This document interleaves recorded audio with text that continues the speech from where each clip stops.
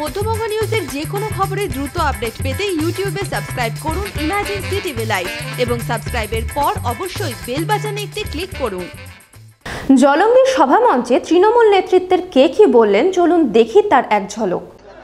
আগামী 19 তারিখ 19শে জানুয়ারি মমতা ব্যানার্জি আমাদেরকে যেতে বলেছেন কলকাতার বুকে। সেদিন শুরু হবে এই বছরের লোকসভা নির্বাচনের নানা রকম পরিস্থিতি। সেইখানকে আমরা দেখতে পাবো কেবল তৃণমূল নয়, ভারতবর্ষের তাবর তাবর রাজনীতিবিদ সেই মঞ্চে থাকবে।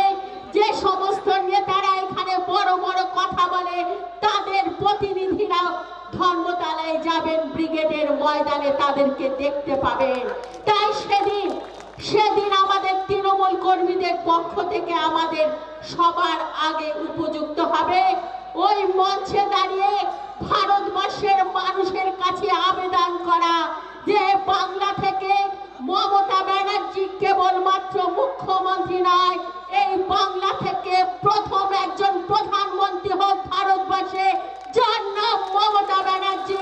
আপনাদেরকে সকলকে সেদিন শপথ নিতে হবে।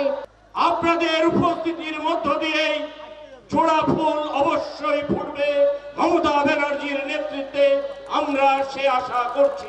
19শে জানুয়ারি আর একদিন সময় আছে।